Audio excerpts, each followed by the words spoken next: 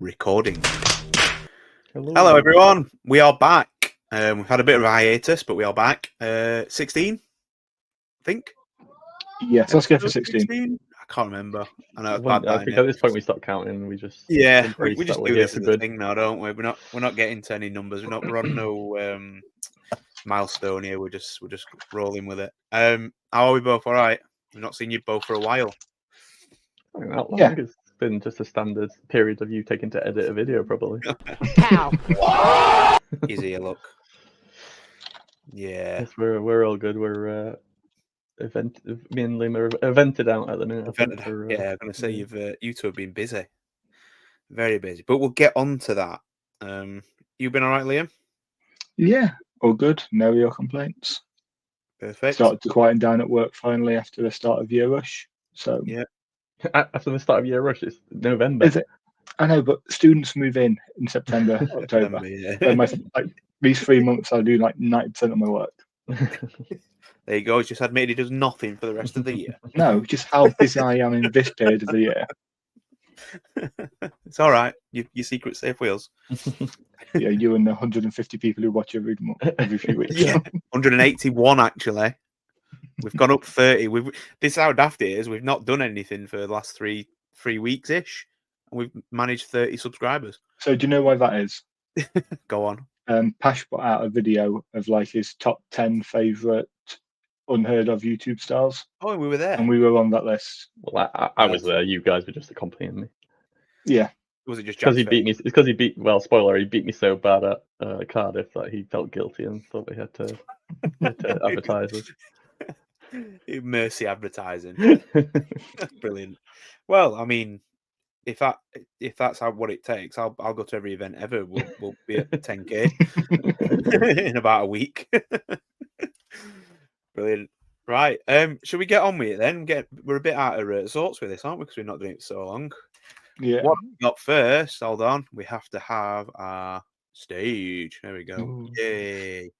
So because we've not recorded for about a month, Games Workshop have gone from having very little out to giving us lots and lots of stuff. I think we recorded the last one on like a Friday night, and then the Marauder preview dropped the following Monday. Yes. So this lovely box set. Yeah. I think the last one we did was the Renegade Cram one, wasn't it? It was, yeah. So we didn't know this was coming at all at that point. No, it was complete ghost and ghost thing drop, wasn't it? It's so nice. It is so nice. Yeah, I'm over the moon with these. I'd be picking up a box definitely. Yeah, they're great. They just look like they would take me about 7 years to paint.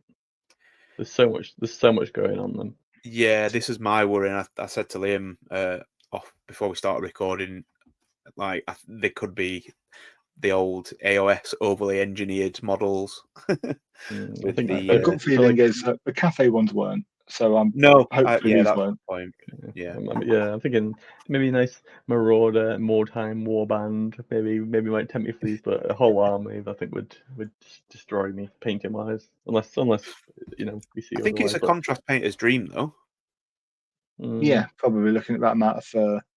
Yeah, a lot of fur, quick spray, contrast, quick dry brush. It looks like you could probably dry brush that army actually. The old slap chop as it is. Just because again, it looks like there's a lot of recesses and things to actually wash over. It doesn't look like there's much more. Well, there's far less skin than the old ones, isn't yeah, they just look like face and hands, really, doesn't it? Yeah. These are actually wearing clothes. Yeah, they're actually wearing Norscan clothes, not just their chests, not their armies. Yeah. What did the article describe them as? Having the familiar silhouette of a Chaos Warrior or something like that. Yeah, definitely. Yeah. And also this bit at the back here, I know they're not proper models because I recognise these bits from like top of standards and stuff and staffs. But those models are absolutely fantastic. Yeah, did you see the Longship as well in the most recent thing? Everyone's going nuts. Like, oh my god, it's new terrain. No, it's not. The guys have really outdone themselves with that setting. Yeah, they have. Yeah, well, it's the proper Norscan theme, isn't it? Yeah. And obviously, we're getting the Arcane Journal to accompany that. Yeah. Now we've had the first couple of preview articles from GW recording this on the Tuesday before the pre-order goes live. Yep. And it started to hint at what we're getting like a proper new lore of the Shadowlands, I think they called it. Yep. And then the cults of chaos and chaos mutations for units. So really exciting, and hopefully it'll shake things up a little bit. Yeah, I think it'll. Back one slide, secondly. Yeah, so these models have got different basing than the ones in the pictures that you just had on the next slide. Yeah, they have. So this is either snow on top. Photoshop, or they've just sprinkled snow on for the picture. There was a funny story there. There was an old white dwarf back in maybe 7th edition days, and had Ben Curry and Ben Johnson, like 2 tournament regulars, playing each other. And Games Workshop were very much no snow on anything, like in the official publications at that point. But I think it was one of them's army was fully snow based. So they end up photoshopping it out of every single photo they took of a battle report for the White Dwarf. And it's like, that is not his army, but it is his army. Why didn't I got snow on it? I bet that took a while to do that. I imagine so. This must have been 15, 20 years ago. Yeah. So, to make it look actually half decent as well, rather than just they probably just used paint and just filled it in.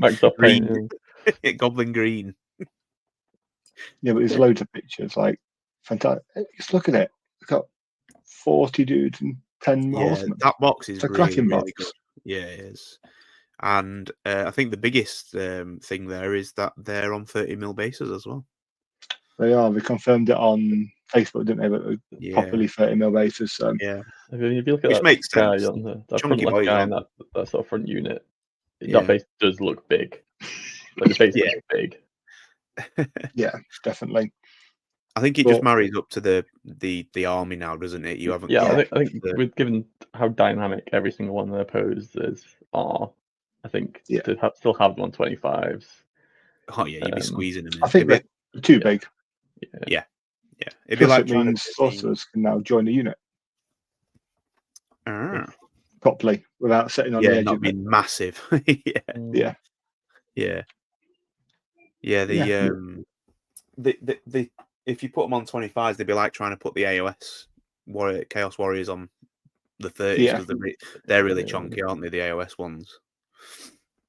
They are. Yeah. So do we think it'll be a sign of things to come now that any new models are going to be starting to get upscaled, and we'll start to see bases start to sort of fluctuate I think probably a bit more frequently? And as well as that, it's not just the bases; it's the profiles as well. So obviously, this has got a new Marauder profile in there.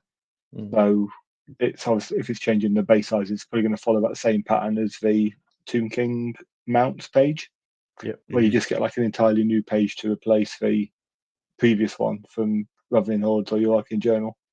Yeah, I think you'll get to the point where they republish the Ravening Hordes and the Forces of Fantasy at one, probably the next edition, obviously, but because obviously you're gonna have to have the Cathay join the Force of the Fantasy, and if the Marauders are their own faction now as well, joining it makes sense, wouldn't it? It makes sense that they were Nautican, and you've got your 3 bad guy Chaos Boys then.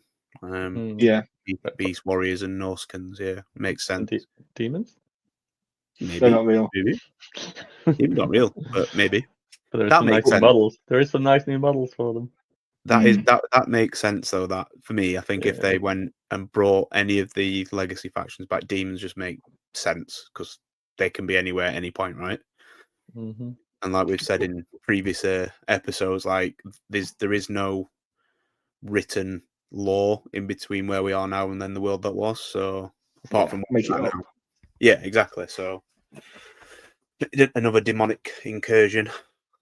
Who knows? What this does do though, it really opens up what they can do with the game. Mm-hmm. So I kind of, in my head, I just presumed that all old models would stay, and we'd just get new stuff for moving forward, like Cafe or Kislev whenever or whatever. But this is totally flipped that. So now there's, why are we replacing Marauders? Obviously, we've been around since like 2002 or something, but it now means that the possibility of getting, I don't know, like if and when they ever decide to do a second edition, having an Empire starter set, which is like the Horror 70 boxes used to do, where you just get Space Marines, but you could paint them in different ways. Base it around the War of the Three Emperors or whatever it's called, but just have a massive Empire box as your starter. Yeah. And then paint them up how you want, and there's your Civil War in a box. Yeah, they do that with Heresy, don't they? New stuff. Yeah, the Heresy are all the same models, but Yeah, they've got 2 different armies, painted up. I'd like to see a High Elf one, because I think their plastics are a bit dated, and obviously they've done the Aurelian Reavers, redone those. I'd like to see a High Elf starter set, a new one very similar to this. But again, I don't know where. I think it's all going to be driven by obviously the team and where they see it. Yeah, I think it'd be going the story as well, like which way the story goes and stuff. I think that'll very much lead to certain sections of model ranges getting refreshed and others maybe not more so. I love that champion, the cavalry guy with the sword. Yeah, it looks excellent. Amazing. Yeah.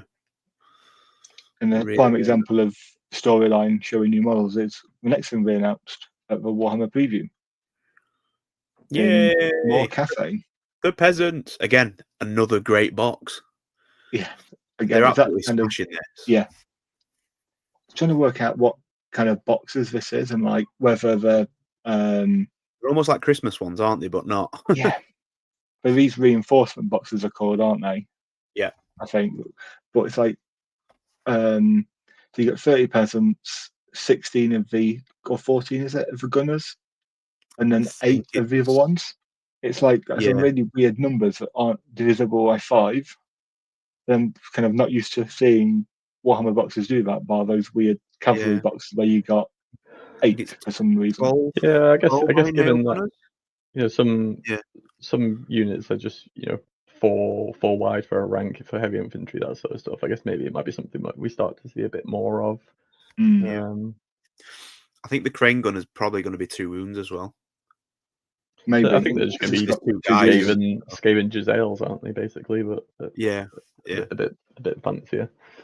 I think the rules are already kind of written anyway, aren't they? Because they're on the lanterns, so we know what the weapons will do. It's whether they have some form of rules. I mean, we know what they are currently, but they've already said in the articles that like there's going to be changes to profiles and stuff. I guess each one of those crane guns fires like a cannonball. Yeah, they need more cannons. Yeah. But that little bird crow thing is really weird as well, isn't it? Yeah, it's a little familiar. They have the crow men, don't they? They're actually a unit on Total War. The crow familiar things, yeah. It looks very Zinchi, right? It's like yeah. So well, they're like the messengers, aren't they, for the dragons? I think. Yeah, or like the spy messenger things. But I think the winners in that are the peasants, and I think a lot of people comment on it anyway. But the unit champion in those peasant units is like an old Jade Warrior, retired Jade Warrior. Old veteran. So class, yeah. Is it the? It's not the. Is it not the Astromancer? Is it? Is it the Astromancer? Yeah, Astromancer. This guy? Yeah. So I'd be interested to see if they bring in a Law of Heavens, because there isn't one, is there, at the minute? No, but kind of Law of Heavens is more of an Empire thing, isn't it? Like it's all a high elf grouping teaching to humans where to specialize. So they did say did the article say about yin and yang laws? That they're getting imagining it. I think, didn't it? Did you say they're getting another couple more, maybe? God knows. We'll have to wait and see. Yeah. But it's really exciting that more stuff is coming. Yeah. Well, you'd think with Astromancer, you'd think it'd be some form of, lightning or some form. That guy on the right, whoever's sculpted that model needs a pay rise, because that is incredible. Yeah, with a sword, I'd use him as a lord, isn't it? Yeah, I'd use him as one of the is it the gatekeepers? Shugengans on foot. Or maybe the Shugengan on foot. Yeah, I think he looked cool with the Shugengan hair as well, the head. Yeah, definitely, all the hair up. yeah, it's outstanding, isn't it? Yeah, it's such a good model, that. And then a few pictures of either ones. Yeah. But like, it's just fantastic again. Another Arcane Journal. Yep. So we know the next two for now. Yeah. Remember when people said that this game wouldn't take off and it'd be dead in a couple of years? Oh, how wrong were they? Yeah, they're absolutely smashing it, aren't they? You can't. I don't think you can praise the team enough for what they're doing at the minute with it. Yeah, it's just outstanding. I've just noticed, like, this guy in the bottom corner here has got like a pistol attached to his belt, and so does that guy. Yeah. So maybe we have got like a secondary weapon in addition to a crane gun. They're going to shoot you at range, and if you charge them, they're going to shoot you again. Yeah, quick shot. Quick.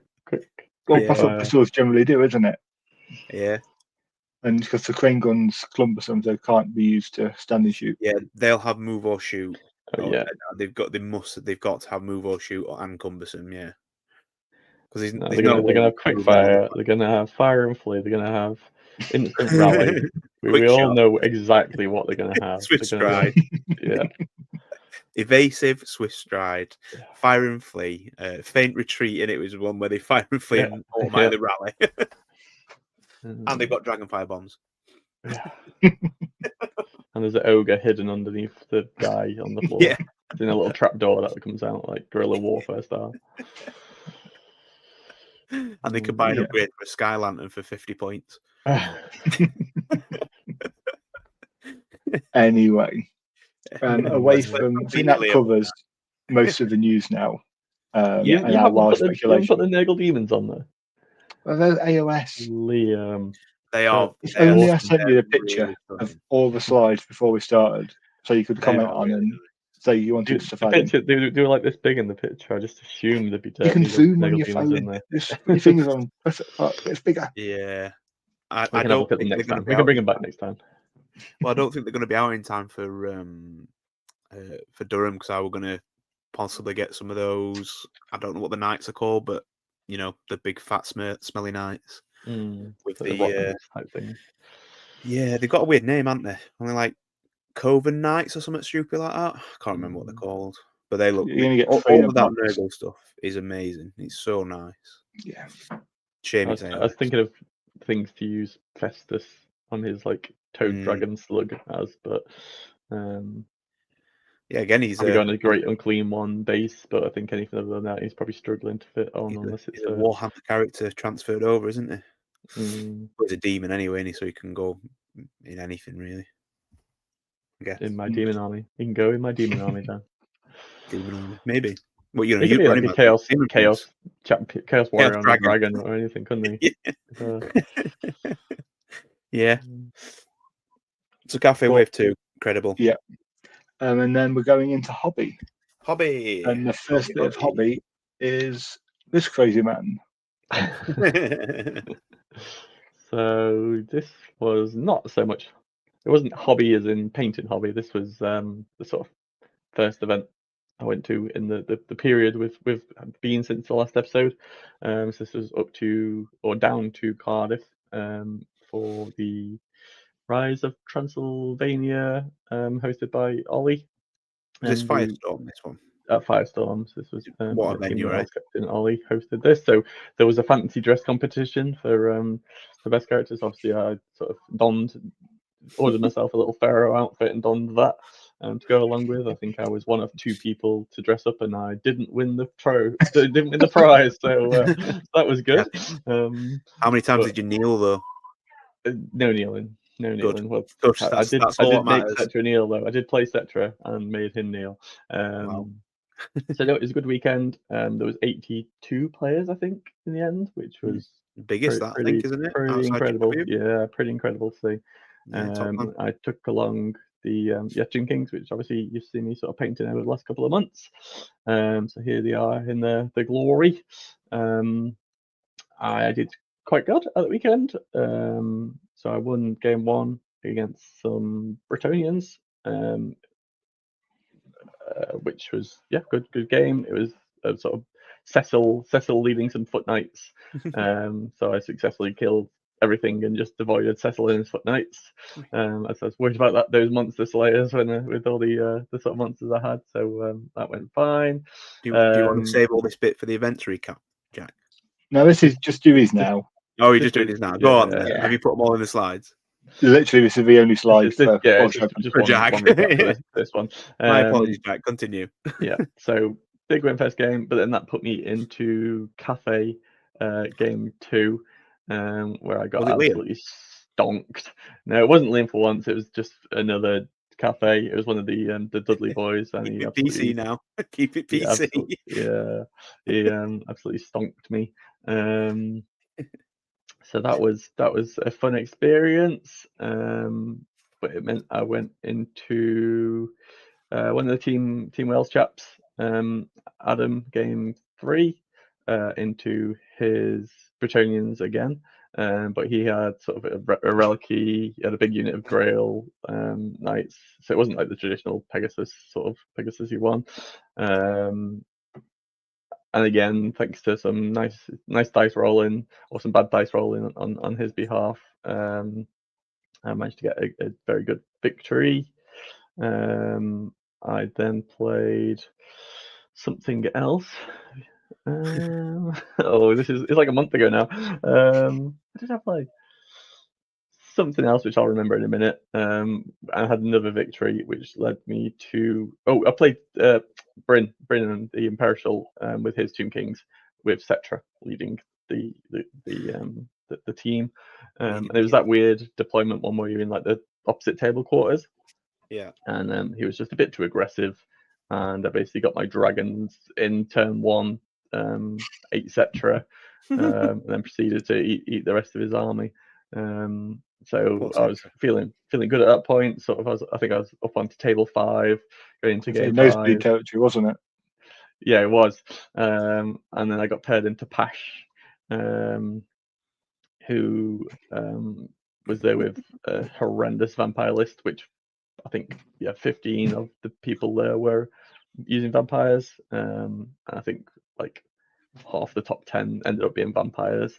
And he absolutely annihilated me. It was one of those where I knew I could sit in the corner and just sort of probably take like a 12-8 or something like that if I just played really defensive, but I don't like playing like that, so I just went full steam ahead, got screamed to death, and yeah, it was a relatively painless thrashing, and that dropped me down to about, I think it was 22nd overall. It's still top quarter comfortably, isn't it? It's still top quarter, and it's still like that 22nd actually got me more points than like for the rankings than some of my like first and second wins at like 20-man events. So it was still that on the strength of schedule and stuff. Then would it run off that, or with the points? It's just because there's so many people there. So basically this one, basically every ranking point you drop down, it was capped at 100, and you basically just dropped 1 point because there's nearly 100 people there. Whereas when it's like a 20-person event, you drop like 5-10 points very quickly, and it usually caps at like 80 for those ones. So so it was a good event. I had great fun. It's just a long way to go, but we no, it was good. And yeah, I took Robin down with me, and he took his dwarfs, his expeditionary force, and he had a good showing. I think he finished top 15, maybe something like that. So it was a good weekend. Fantastic. And yeah, it was good. I would definitely recommend going to any watches next time Ollie puts one on. Yeah, I'd like to go to Firestorm. I've always seen photos when it looks amazing, but especially going to play an event as well. Yeah, not been down for ages, but do want to at some point. Yeah. The reason I wasn't there with Jack is because I was playing in one of your events, Dan. Yes. Yes. A doubles event where we took double Walls of the Sea with my partner Matt, who had played 2 games of Old World prior to this. Again, using my models. I forgot to get a nice picture like Jack did. So we have a picture from game 2. We've all seen your Wolves of the Sea, though.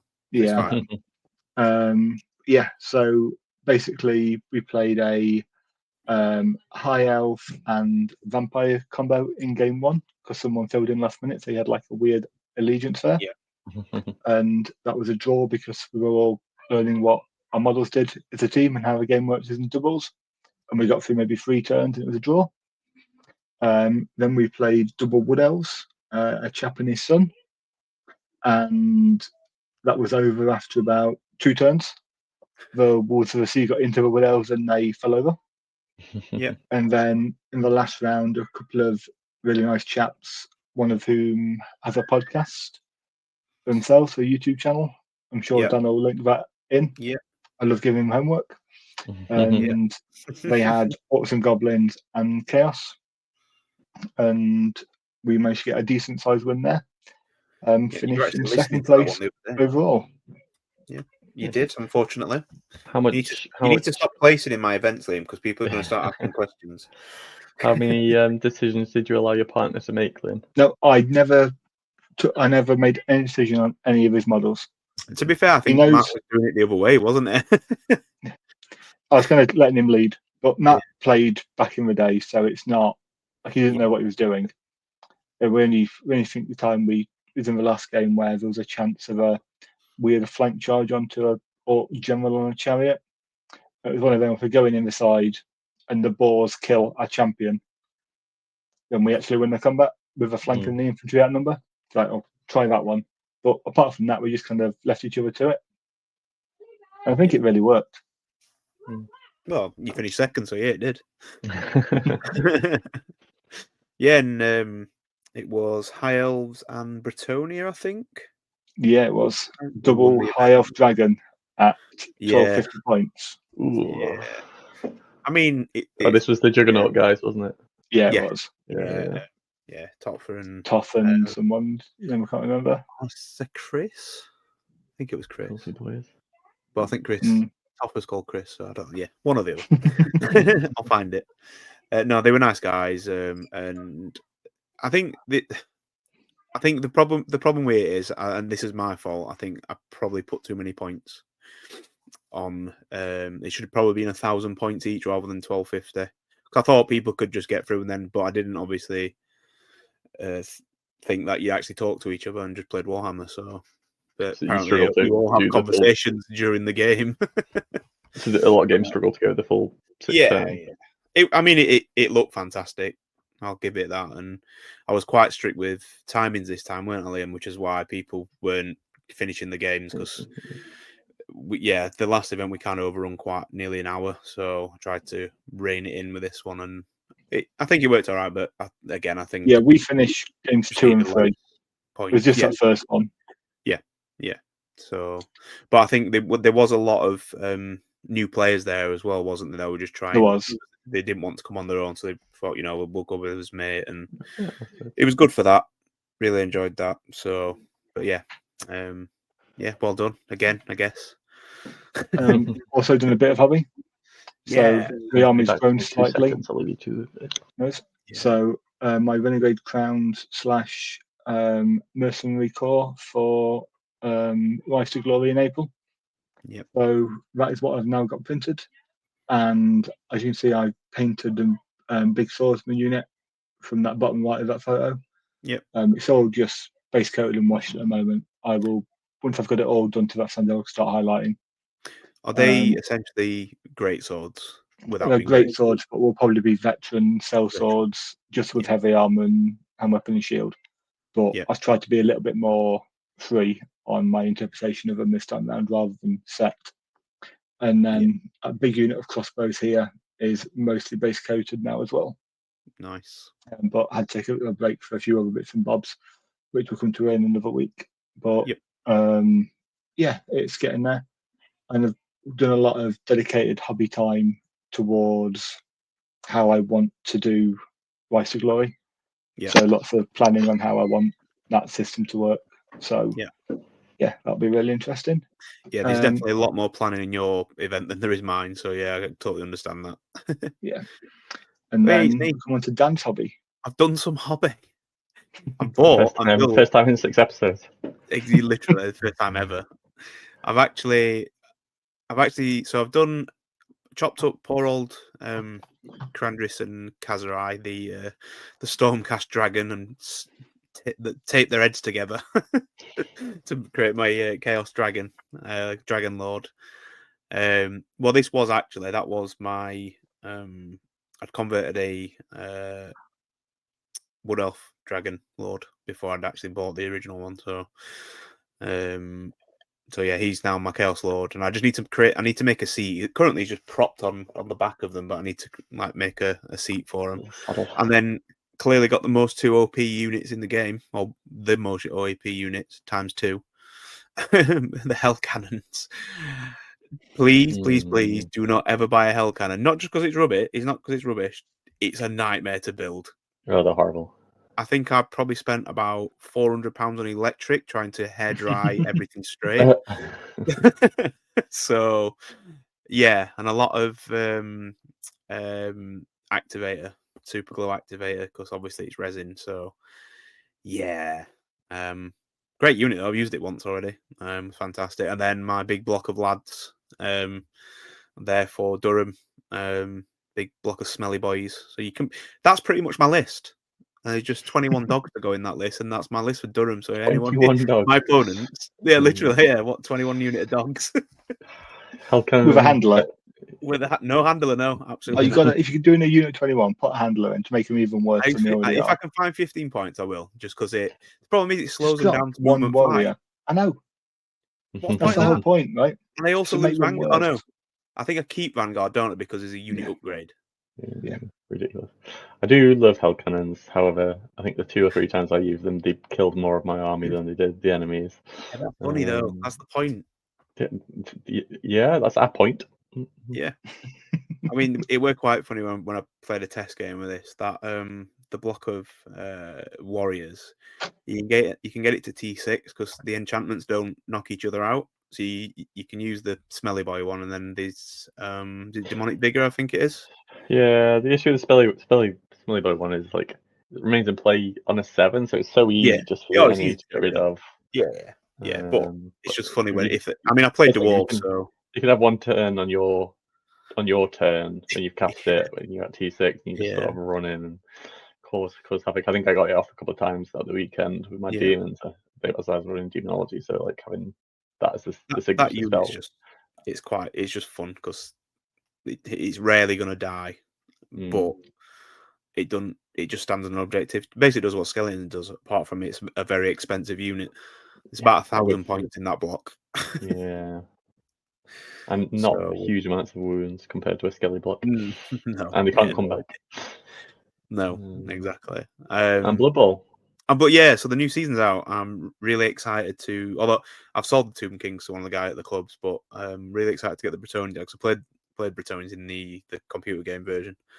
But yeah, I've had a flick through the rules. Not a lot's changed, which is I don't know if it's good or bad. It means it'd be easy to play again, but then it's not really a third season. Yeah, I've never played it. It's something I've always looked at, and I picked up the boxes a couple of times and thought about getting involved. But genuinely, Jack, the way I learned to play wasn't by actually playing the board game; it was by playing the computer game because it's exactly the same. I played the computer game a couple of times. Yeah, well, you'll get it easy as long as you know what team you're playing or what your skills and that are. You'll be fine. Yeah, so it moves, and obviously you don't have control over the dice rolling, but I'm pretty sure it's scripted as well. The computer game, the computer game definitely is. Yeah. So it's but no, it's great. Do you know what? It's one of those kind of beer and pretzel games to get out. I really enjoy Blood Bowl. Well, 7 is anyway. How long does the game take? Well, the main game, 3 hours, I think. Oh, so you get down to 2 when you get going. Game. Yeah, when you get playing, yeah. Depends what teams you've got as well. If you get like, I don't know, undead versus dwarves, not a lot's happening. Because you're not really scoring unless you've got like, if you're playing the vampires and stuff, they're fast. But yeah, and then it depends as well. If I think wood elves are really good, if I remember rightly, because they're really fast. But then if you get someone just to punch them to death, they're not going to be very good when they've been put in the KO ring. So yeah, no, I'm looking forward to building and getting them painted up the Bretonnian side. So yeah, that's my hobby. Fantastic. This last 3 months. Yeah. I think mine basically surmised. I built and primed a Casket of Souls, Scream and Pull Catapult, a couple of Tomb King characters, the sort of special named ones. Not took any pictures. No, I sent some of You them did send as they were being some the other built day, a now couple I of think weeks about ago, it. but haven't taken a picture. I meant like yesterday was the first day it's not rained in We about only 2 got weeks. one job. So I managed to get them primed yesterday with the first bit of dry weather. Yeah. But so maybe next episode there might be some painted. I think we sometimes forget that's a factor as well, don't we? The actual weather. I'm looking forward to seeing them painted next time we record. What, mine or Jack's? Both. Mm. you might get there with Jack's. I'm not sure about mine. I might have built the Blood Bowl team.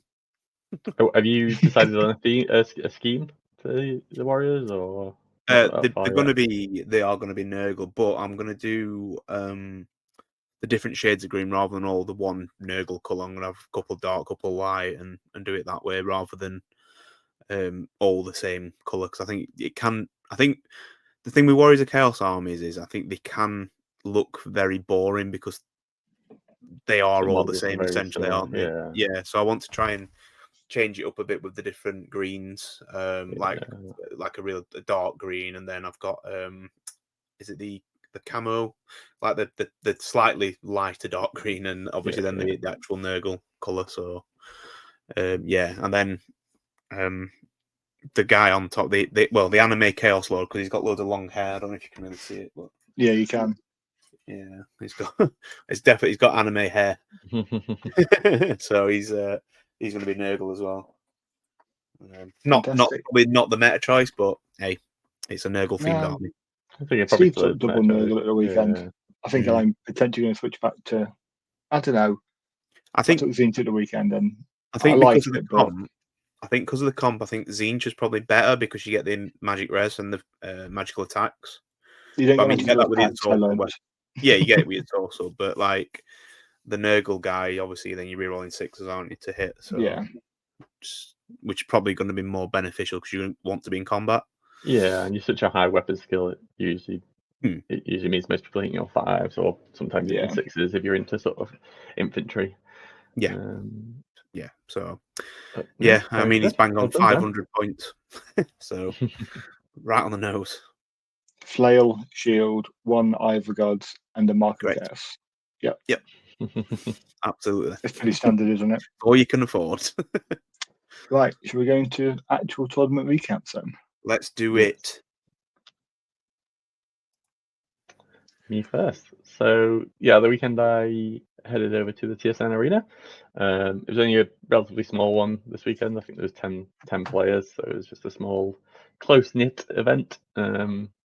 Quite casual, just a bit more chill, which was nice after Cardiff, which was a bit heavy. So I took along my demons, just because I knew it. Yeah, I needed a sort of nice chill army to play. I've had a rough couple of weeks, so I just needed something nice and fun. So I took my demons out. It's been a while since I ran them, since that last event when Liam smashed me with his cafe. So this one was a 2,600 point event. So I got a few extra toys in. So I had my sort of Plaguebearer block, and had reroll ones to hit banner on them. I upgraded my BSB to be on a Palanquin, so you can see Epidemus in the middle of the unit there. He took the reroll ones to wound, and also had a banner which gave plus D3 combat res. So that which was really nice. Came in useful many times. And then I had the Great Unclean one, which I was running as a Nurgle Demon Prince, just because he's small. He seems a good model for it. So he was in there on Demonology, and he had the Ether Blade, which just adds a bit of punch to the unit. 4 Beasts of Nurgle, 4 Plague Drones. I had a unit of 6 Nurglings, so that was a lot of wounds, just sort of plonking in front of people and just tying people up in places for a lot of the game. It's really good using them in conjunction with like woods and stuff like that, so they can't give ground. So people running into them think they're gonna sort of, you know, beat them, blast through. They just get held up and just get held up forever, stuck in combat with them. 7 Furies, and then I had a bit of Khorne into the list this time, just because I didn't have any chance to pull any more Nurgle stuff together, and had these sort of hiding around. So I quickly rebased the Khorne Bloodthirster to become a Demon Prince. I had a flying Khorne Demon Prince, loitering around the map with the sort of killing blow Khorne weapon. And a couple of skull cannons, because after getting trounced by Cathay, I figured a couple of cannons would be quite useful. Can't beat them, join them. Exactly. So headed over to TSN. First game I was against Andy of Andy 2D6. If you've seen his channel, usually with his dwarves, but today he had his classic Warriors of Chaos Army. I'm going to say he usually plays dwarves, doesn't he? Yeah.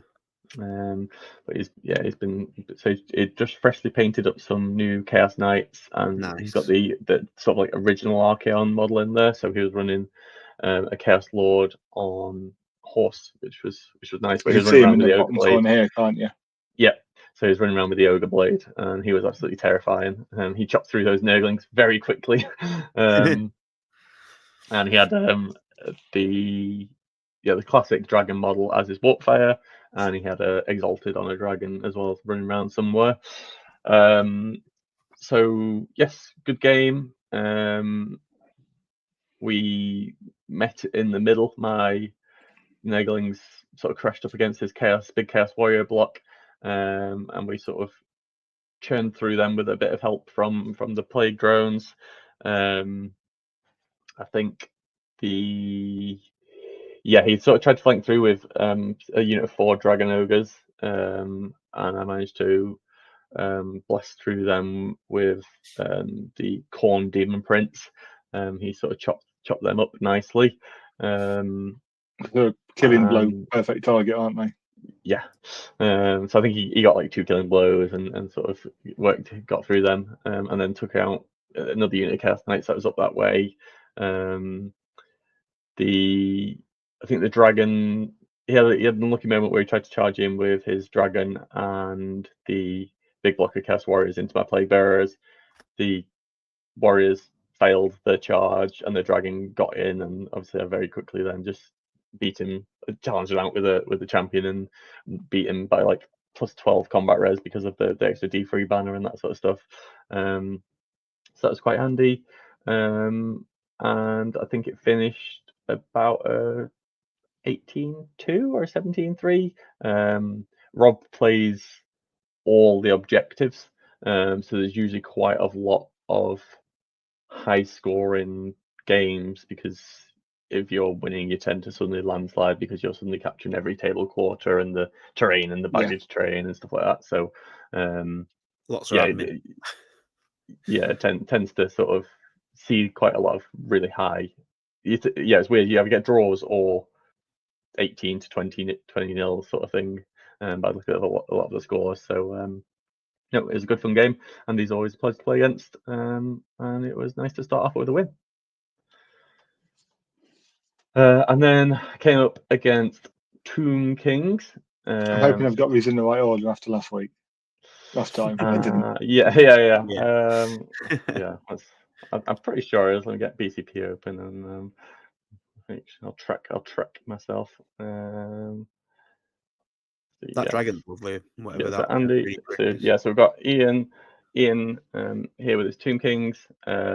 Ian watches the show, so hello Ian. Hi, Ian. And I was a bit worried about this one. There's just 2 or 3 lists at the event which were a bit scarier than the rest. So there's this Tomb King one. Michael was there with his Beastmen, and there's multiple Valtides. Rebecca had taken quite a strong Wood Elf. Excuse me? A strong Wood Elf tree men list. There was 4 tree men and a dragon in there. So not actually elves. not elves. No elves. I think there's 5 Eternal Guard in there, but they were trees. Okay. So came against Ian. I just sort of thought, okay, I'll go through it. Pushed up quite aggressively in the center.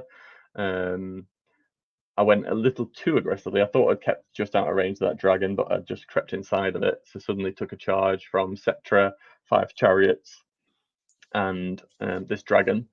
Thankfully, you can see I've put the Khorne demon prince just to the right of the main unit, about 1.5 inches behind the unit. So that sort of big wave of stuff came smashing through, beat me by a couple. It didn't do any major damage, but it beat me by a couple and sort of pushed me back. But it meant that the chariots got held up into the Khorne demon prince, as my Nurgle unit sort of moved backwards, and the dragon sort of overran into the unit. I see you broke the combat. So the combat got broke into 2 bits. My champion had survived a challenge with the Tomb Guard chariot. So they suddenly split up. The dragon followed through, got challenged out by the champion, and just crumbled. I think I also got, you can see just on the right hand picture there's a Juggernaut, which is one of the Skull Cannons conversions. He sort of ran through into the flank of the dragon, did a couple of wounds of impact hits, and then just crumbled him out. And then that meant my Plague Bearers could then run forward and join the combat before the Demon Prince had to start with the chariots. And then I just blitzed through them. So very quickly I broke the middle of his line. But then he had this block of 100 cohort of archers and spearmen. Oh Jesus! So they were running around with poisoning and just absolutely obliterating my sort of smaller units. Like the Furies got took out. The Beast of Nurgle, I think he took down to like 1 model in like a turn of shooting, and so I managed to eventually sort of creep into those. I'd sort of blocked myself up a bit. The Beast of Nurgle got a bit in the way, so I had to Steed of Shadows, my Plague Bearers, basically across to the other side where those sort of Beaushabti are in the top left, and then come in through a flank. But eventually got into those with the Plague Bearers in one flank, a few Beasts of Nurgle in a flank, Plague Drones in a different side, and obviously Plague Bearers, the swords ignore regen. So once I got those in, the unit sort of very very quickly disappeared. So I think we called it about game 4 when I sort of had him surrounded and I had about half unit strength on his skelly block, but it was very quickly would have disappeared after that. So that was another big win for the Nurgle boys. So I was very happy after that. You took lots of photos this game. Took lots of photos this game. Does that mean I took 1 photo? Yes, it does. Well, this you can tell. Well, as you can see, this is one of the armies that was a bit hesitant to be going up into as Michael sort of beastmen. So I've played Michael a few times now. We always have a good game. It's usually quite tight. So he had 4 or 5 file ties, big block of gore with the Doom Bull in, and a Demonology Wizard, unit of 4 Dragon Ogres, a couple of gigantic spawns, and a load of Razor Gore. So it's quite a tricky, sort of fast, hard hitting list. I got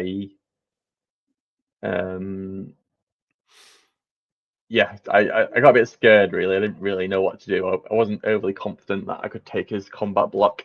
So I sort of pretty much just mirror imaged his deployment, my sort of beasts against the Dragon Ogres. I knew I would struggle into them because I don't really have much that deals with armor apart from my Demon Prince. So you put him all the way over there.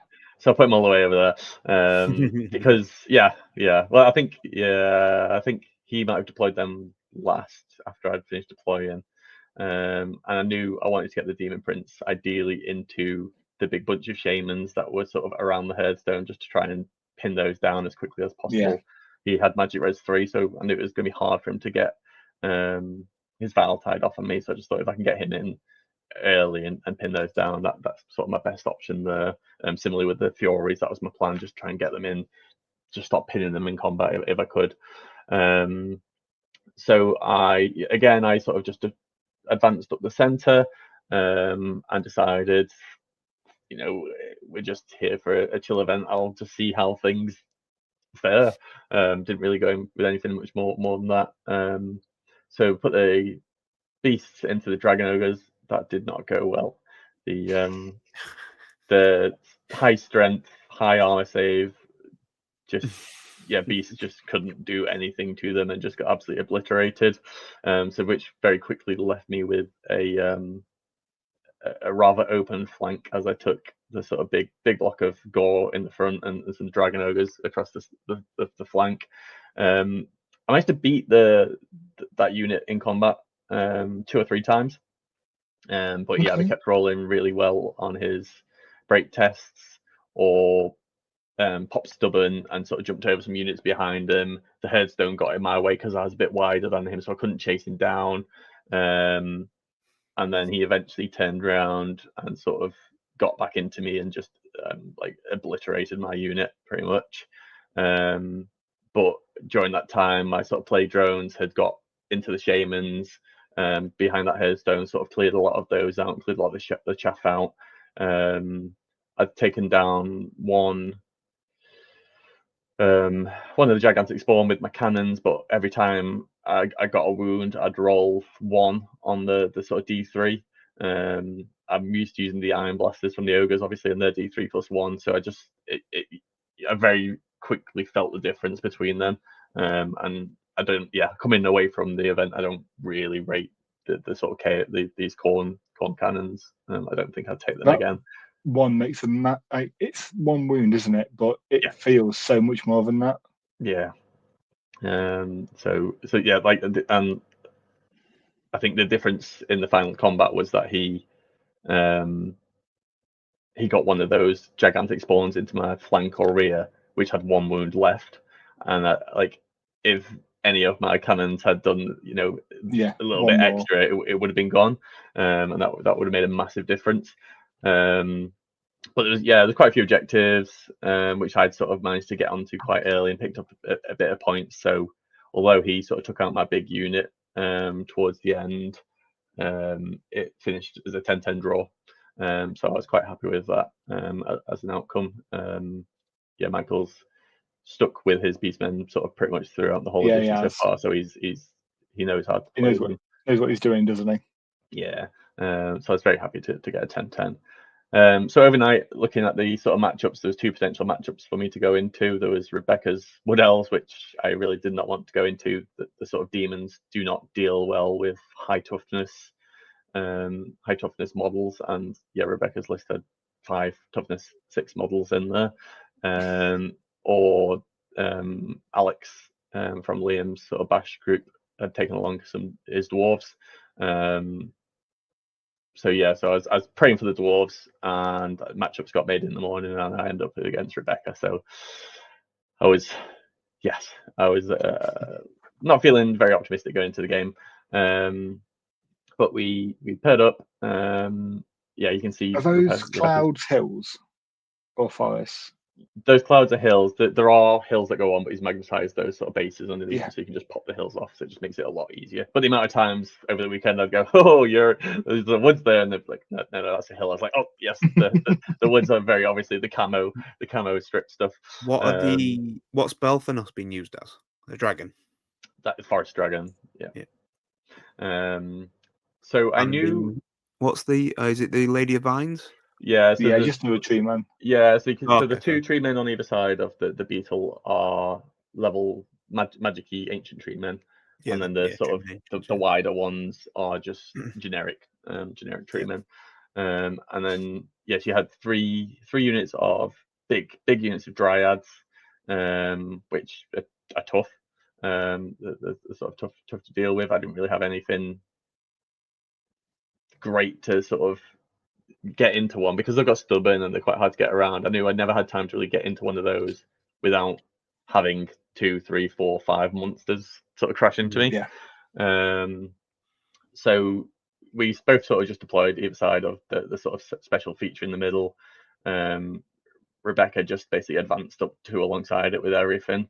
And then managed to get sort of a long charge with her dragon into one of my cannons, which I'd sort of just deployed behind my unit, which got the dragon sort of over the top and behind me.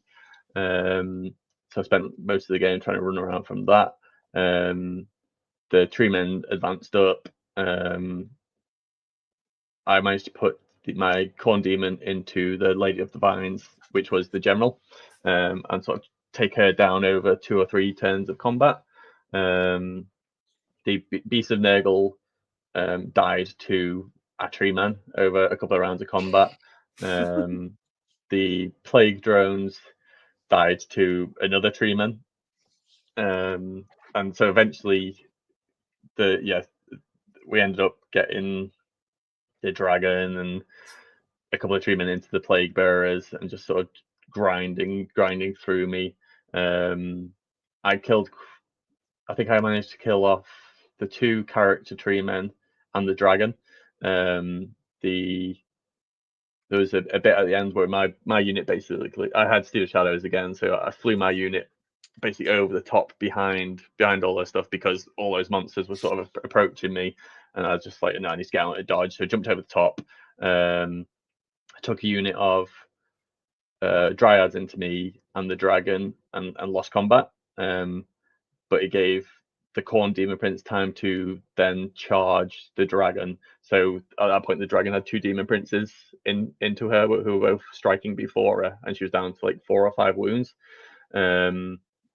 So Rebecca basically had to issue a challenge with it, which I accepted with my champion, who was still alive at that point, who soaked up basically all the combat rest from that. I managed to beat the Dryads out, and I think there's still two treemen into me. There's a unit of Dryads, 2 treemen, and the dragon into me. So obviously they've smashed me first round, but managed to get in, took out all the combat res of the dragon. My team of princes did the stuff, and I won combat by 3 or 4, which broke the dragon. I think she rolled a 10 for her flea with the Swift Stride, and my Corn Demon Prince on 2 dice rolled an 11 and managed to catch it and kill it. So points wise, we both scored about the same kills, but Rebecca had so much stuff just roaming around the boards. This was a domination, so she gained like another 800 points just from dominations at the end of the game. So we swung it to a 12-8 overall. So I was quite happy. Like, I knew going into this game it was going to be really difficult for me. I didn't really have any sort of good answer. obvious route to victory for me that I could see. I sort of said both to you guys that I was a bit worried about it. So I was quite happy taking 12-8 out of it at the end. Domination's such a point swing as well, isn't it? Yeah, massive. If you've got stuff left. I mean, to be fair, you can have one model in there, can't you? Yeah, still 200 points, 250 points. Yeah, it's such a that's thing. I think she ended up having, like, I had a lot of plague bearers in that sort of top left corner. I basically ended up with all my models in that top left corner. Yeah. We were using secret objectives as well, and I had one of the objectives which was what I thought was have a unit of unit strength 15 or more in your opponent's deployment. But then it was actually 6 inches from the board edge, so I missed out on that by like a couple of inches just because I didn't read the cards. That would have been 100 points or something like that. It wouldn't have made a difference, but it was just a bit frustrating as I turned it over. Like, yeah, I got this, and I was like, oh no, wait, I didn't get this. I'm lying. But then she basically had like a unit of Dryads in one. She had 1 tree men in one quarter, and just managed to pick up big points from that. But no, it was well played, and it was good game. It's always good tactical games against Rebecca.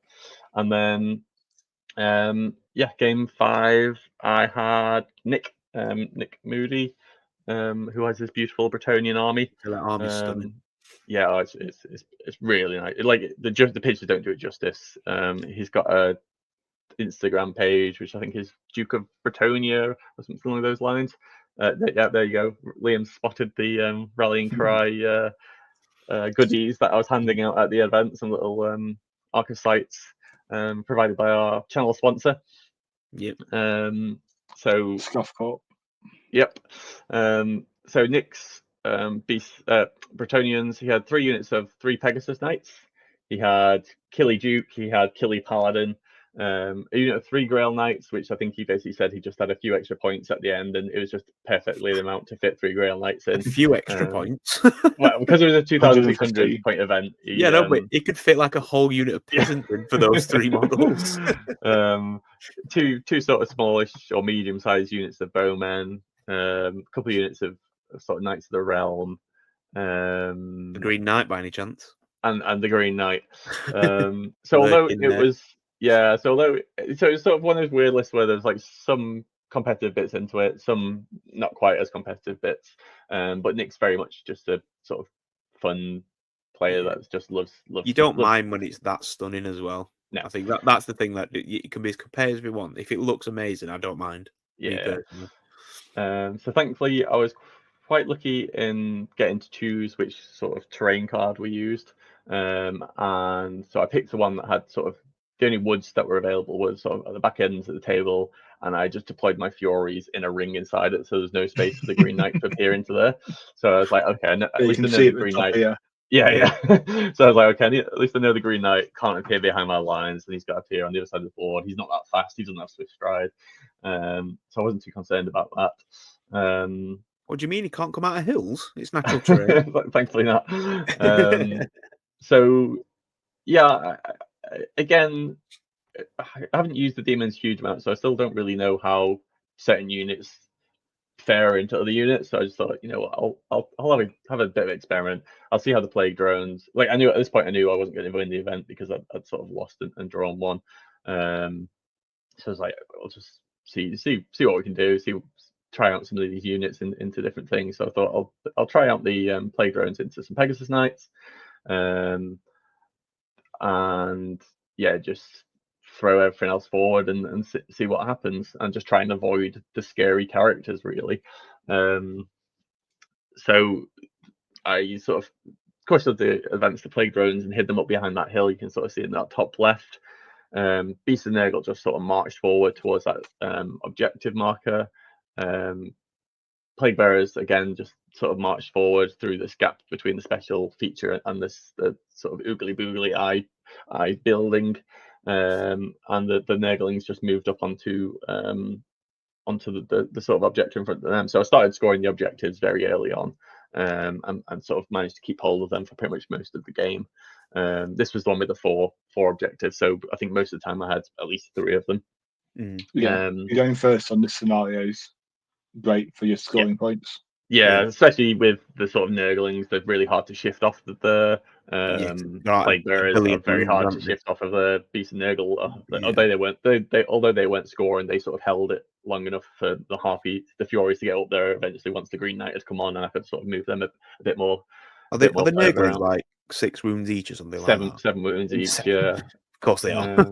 I mean, they're only toughness 3 with a 6-up regen, so and weapons for 2, so they lose the wounds quickly. And Rob plays no extra regen on crumbles and that sort of stuff, so they're not as obnoxious as they don't lose the regen though, do they, from being demonic if hit by magic weapons? No, because we're using renegade rules, so obviously everything also gets a 5-up ward save all the time, which is really handy. So I just advanced up the board. The Plague Bearers basically just pushed straight up the middle, and bullied the way through the peasants. But obviously Bretonnians are fast, so everything else just basically skirted around them. So they didn't really get into huge amounts of combat other than killing a few peasants. The Grail Knights sort of crept around the back to try and capture my baggage train, which is that sort of oozy hill next to the skull cannon on the right.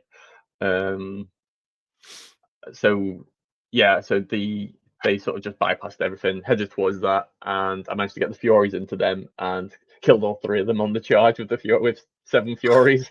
It was pretty obnoxious. Getting them all with AP1, it was quite nice. The amount of attacks that they throw out because they have Furious charge. I sort of 14 attacks. So you need to get a few wounds through to sort of clear them out. They then ran through those, got charged by a Knights of the Realm unit, and killed the Knights of the Realm to 1 before they could strike, because I basically stopped an inch in front of them, and but I was striking before them. So that was pretty impressive as well. The Peg Knights, so the unit of Peg Knights that you sort of see on the right towards us that started in the woods, they had the BSB in. He was a bit of a pain, and they charged into my Nurglings and sort of kept absolutely smashing through the Nurglings. So I had to do a bit of a cheeky play at one point, and I just advanced my Plague Bearers up to the rear of the Nurglings to sort of hold them in place so they couldn't give ground, and took the Great Unclean One out of the unit, so the Nurgle Demon Prince with the Aether Blade, and it meant that I could charge him into those Pegasus Knights and the BSB the turn after, because they were just sort of still pinned in place, and he just went to town with his Aether Blade and chopped them to pieces. The Duke on the other end with the we had the Giant Blade or the Ogre Blade, something terrifying. He absolutely ripped apart the beasts of Nurgle. He decimated them in like 2 turns of combat. The Plague Drones charged a unit of 2 Peg Knights because I kind of taken one of them out and beat them, and then overran into a unit of 3 and got held up in combat for like 4 turns, just because I just couldn't get wounds through. Lack of armor piercing just really hinders into these sort of high armor. They're always going to struggle anyway, aren't they, with Nurgle, because they've just got no AP essentially. No, so he wasn't wounding me back because obviously I stopped him from getting the charges on me as often as I could. So he was usually on strength 3 or 4, sort of, and a lot of this army's toughness 5. So he struggled to get anything through to me, but I just couldn't equally do anything through to him.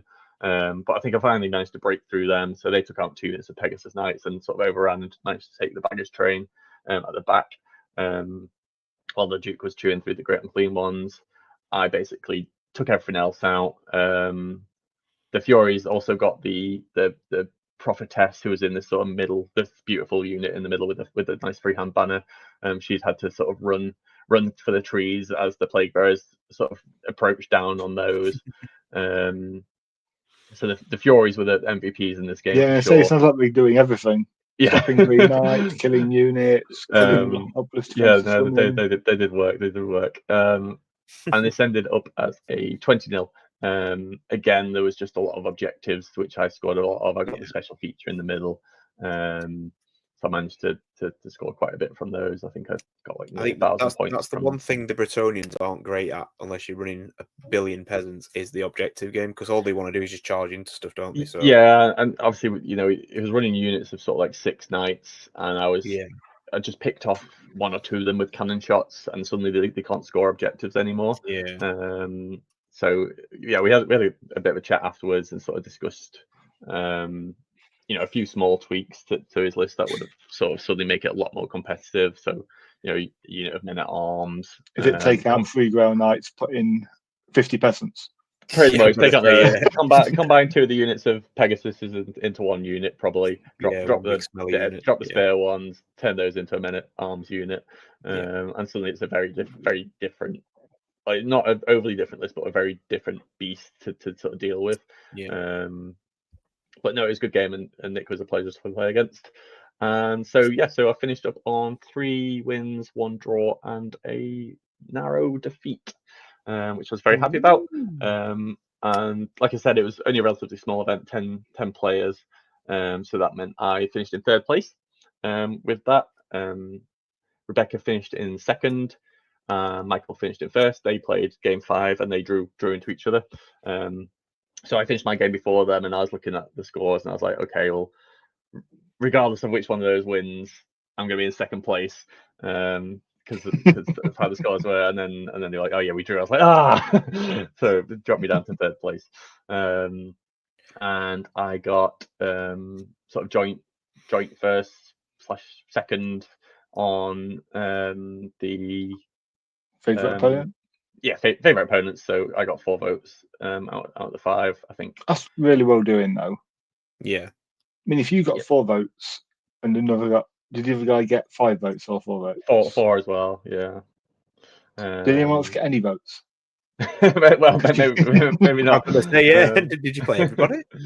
So is that because you'd podium, so you wouldn't have got a favorite player? Maybe, I don't know. No, so Michael got the first place on it, and because he finished higher. So Rob does it. If you finish higher, you get the it's harder to table people and pick up sporting rights. I think it's one of those ones where, like, I think you can look at it both ways. It's harder to sometimes get absolutely smashed and still have a smile on your face, right? So like lower down. Yeah, well, Dan's becoming an expert at that. But yeah, I guess it's harder to make people cry and still get the nice guy votes. But no, it's a good event.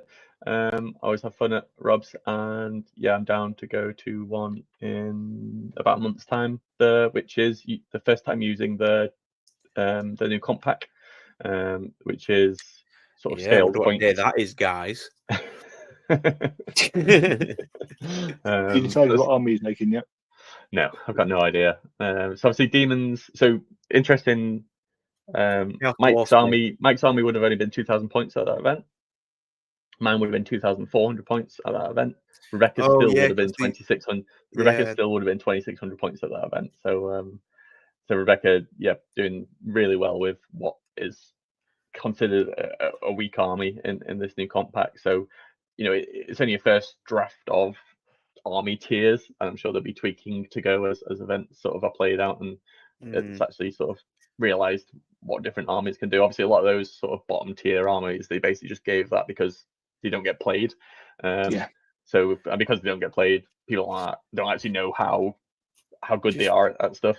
You just fill it full of infantry and just walk it up the board. That's all I do. I think is just play into it and just like have so much more stuff that can hold objectives, and infantry that doesn't get pushed off objectives or lose combat.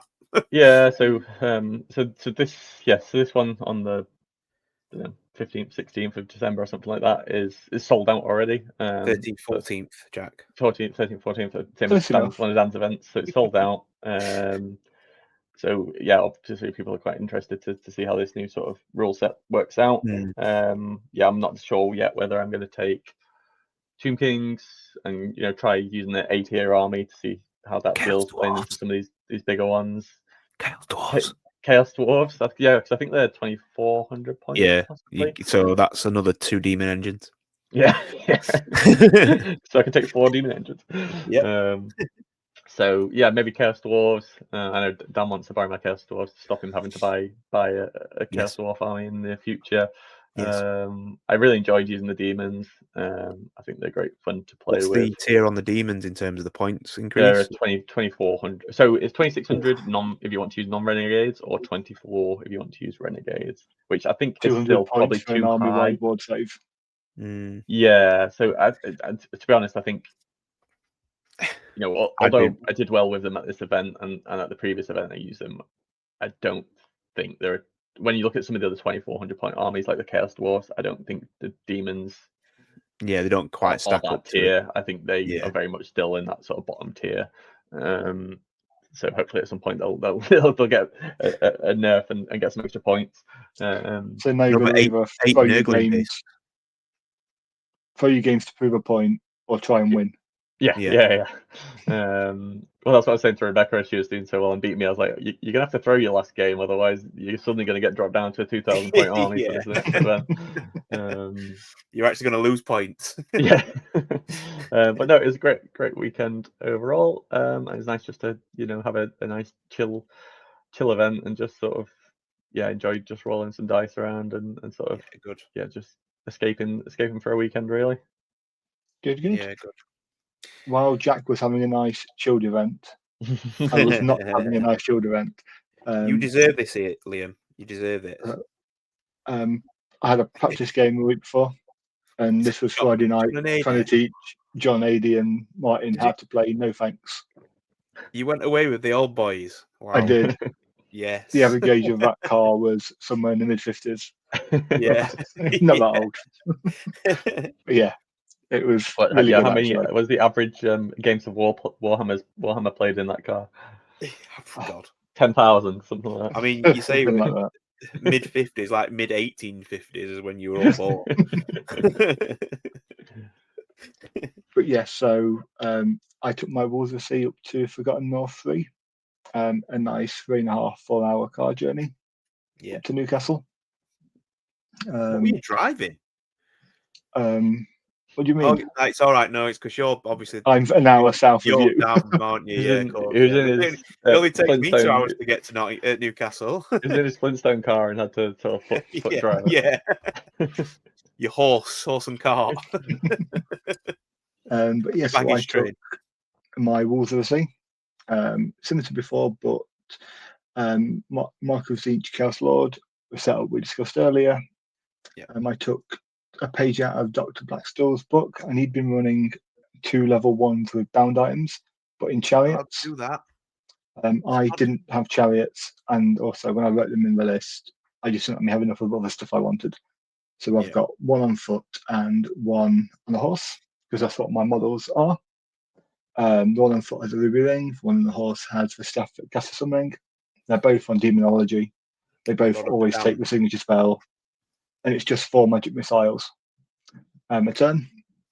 I had a small unit of Marauder Berserkers, a decent sized unit of 20 Marauders, a couple of Hounds, 2 7-man units of Flails, Marauder Horsemen, and then 2 units of 4 Skin Wolves and 2 giant Chaos Spawns of Nurgle.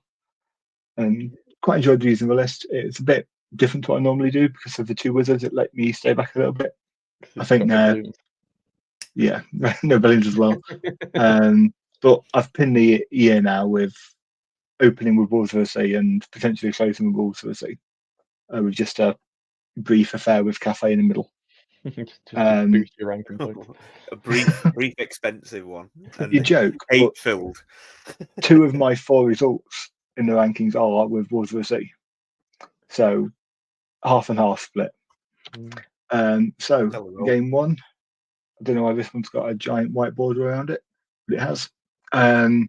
So up against Joe and his Bretonians, it was a load of Pegasus Knights split over 2 units with a couple of fighty Pegasus characters and a damsel on a Pegasus, all in that top corner, and then a host of chaff and knights units down the middle. So obviously I ignored the big fly death stuff and went to kill everything else. What sort of mission packs were they using up there? Were they just using? So it was always. It was generally speaking, it was like map layout, terrain, match play, a load of comp on Cafe, a little bit on vampires, but not much. I assume that they weren't using all the objectives in every mission. No, it was picked ones. So this was just domination for the first one. I think the biggest highlight here was my dragon went. It did. It somehow managed to end itself fighting against I thought I'd kill some. I went into a unit of knights.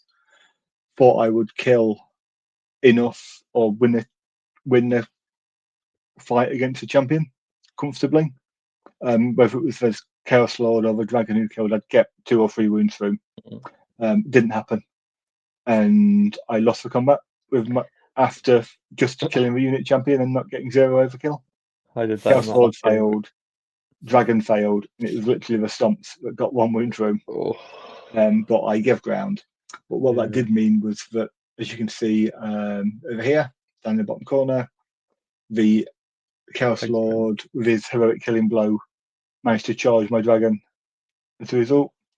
But Lady Luck was on my side, and as you can see here, there is now no Chaos Lord. Pegasus Lord. Pegasus Lord, yeah. There's definitely a Chaos Lord still there. Yeah, there's no Duke. So yes, at that, and then a couple of magic missiles did real work and killed most of the Pegasus Knights over 2 rounds of magic. Managed to charge a damsel and get her off the board, and then it was just clean up for the last couple of turns. And I think Joe was left with 1 Pegasus Knight and 1 of his fighting characters left on the board, who were kind of running around and hiding near here. How did you how did you find the consistency of getting those magic sort of spells off with only level 1s? Because there's something that's like an 8, is it, or an 8 or a 9?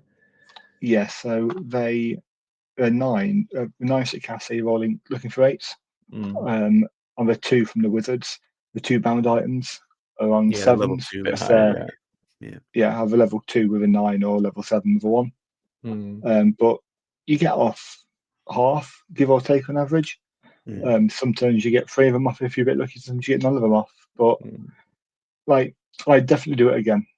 So I think it's a worthwhile investment. But obviously, big cleanup, didn't lose. I actually killed more of my own models than Joe killed when one of my wizards miscast and killed one Marauder Horseman. Oh, and that was wow, yeah. Okay. So you lost one model all game. Yes. What were his archers shooting at? They were running away from the dragon, as you can see. And the other unit, I fireballed off turn 1. Fair enough. Yeah, it was. You think for the first 3 turns he made 1 armor save. It was horrendous. And you thought you were getting rid of those demon eyes on the hell no. But yeah, big 20-0 to start, and that was great. And for one person, yeah, for me. And then started my run that led to me having the 2nd highest strength of schedule in the event. The strength of schedule is based on how your opponents do over the event. So a higher strength of schedule, the harder quality of opponent over that weekend you've had to play in theory, because they've also won more games. So this was against Nick, who was the French WTC captain earlier this year. Played him at Facehammer, so good to get in a rematch fairly soon with different armies on both of us. He had, as you can see from this, a lot of wizards with lots of casting spells. So he had made little cards, so he knew. He knew which ones had Vile Tide, which ones had items to use, all that kind of stuff. It did really help him track what was happening throughout the game. So we kind of set up opposite corners in this one, and when you're playing against a Vile Tide-ish spam list, you've got 2 options. You either hide in the corner or charge it. You lose small, or you YOLO at it. Yeah. So I YOLO'd it. In turn 2, I think my dragon rolled +1 toughness on the Eye of the Gods. So just went and stood in front of all of them. Toughness 7. Who cares? Yeah, I guess your army's really suited into doing. Yours is one of the better ones for doing that sort of full charge because of your 360 charge rate, sort of circle on a lot of your units. Yeah. Means that, against, standard dragon or something, those shamans can just move out of the arc of sight. But it's so much harder to do against these and Cafe as well. Yeah, definitely. I think nearly everything in your army skirmishes, isn't it? Apart from your lord and apart from the dragon and the spawns, they can still do. They can snap around if they want to. But on turn, I think turn 3, or turn after my dragon. Remember, my dragon got it on turn 2. This chaos spawn here rolled a 14 and got into that unit. And what I should have done was backstopped it. Yeah. And I didn't. I hadn't thought I was going to make it, so I hadn't moved up a unit up in turn to do that.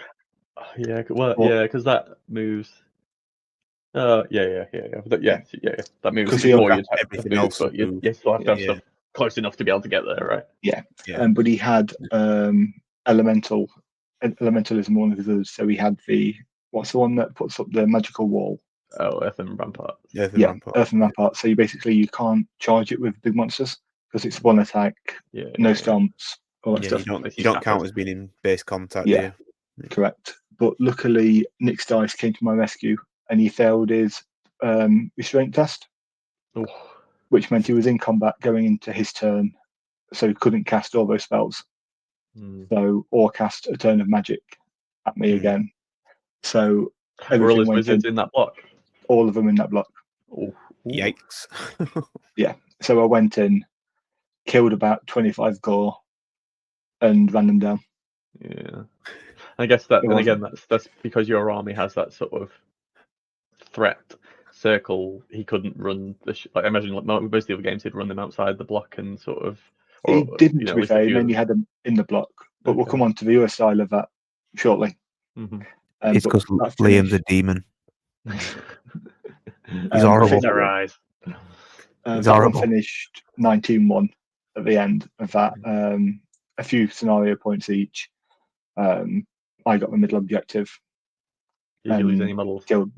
Yeah, lost loads. I lost one spawn, most of that Marauder block, the unit of Cav, most of the second Skin Wolf. Like Nick killed a lot, but I killed more. Yeah.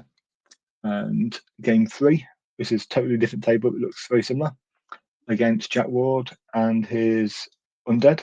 So Jack won the Cardiff event that I attended earlier in the month with this probably the same list, I imagine. Yeah, there was Jack, Samtal, and Keith Wilkinson all running very similar versions of this list. Like we're talking less than 100 points difference between all three of them. Yeah, was Charlie not playing at this event? Charlie, no, he wasn't. He was around to commentate with Richie. Yeah, I saw him commentating on the stream, so I didn't know what was going on. But it's actually all Charlie's list, isn't it, originally? So, or very involved. Pretty much, yeah. So Sam's recently selected to be part of the Team England group for this coming year's games. Sam and Jack. That was last year. Gotta love a good copy and paste, don't you? Yeah, Steve was last year, the dad, and now the two sons and Steve are as well. All in.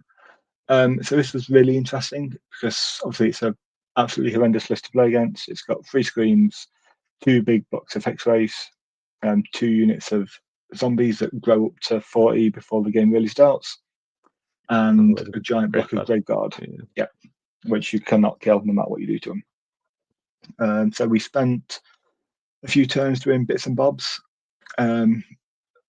Jack's mistake probably here was, and we talked about it afterwards, was separating out a little bit too much, trying to claim all 3 objectives. And because he was then trying to flank with his Hex-Race as well, you can see that I've got a wizard here on the edge of that Marauder unit and one down here.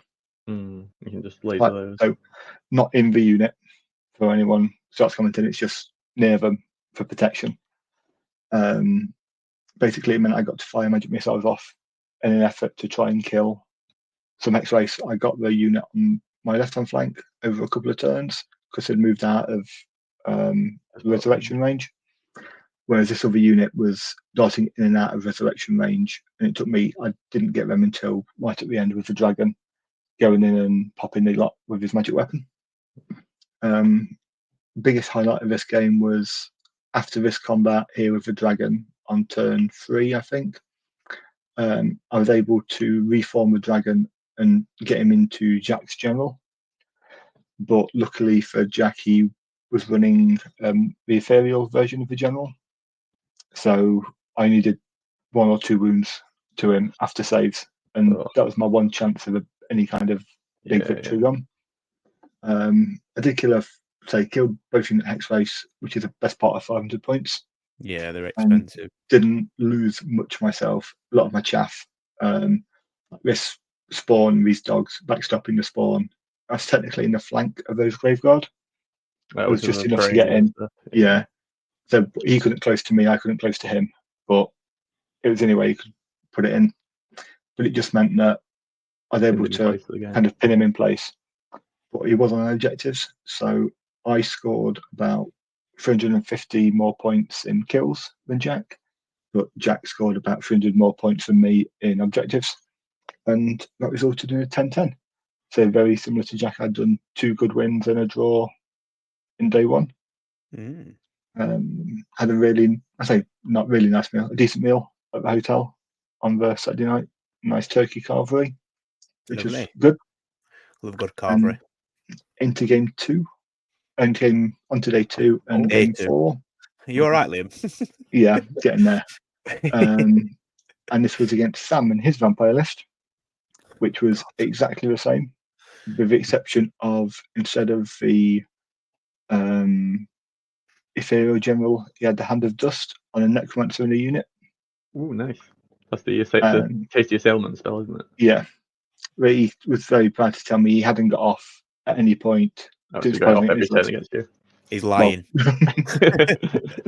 Well, believe it or not, this photo on the left was probably taken at the start of Sam's turn 4. We Did you just stand there? Yes. Yeah, well, that's how you play against it, isn't it? Yeah. If he's not going to give me anything, then basically I was trying to do magic missiles from the wizard near this unit into those 5 hex rates. And I got them down to 1 man 3 times, but never quite finished him off, and then he just resurrected.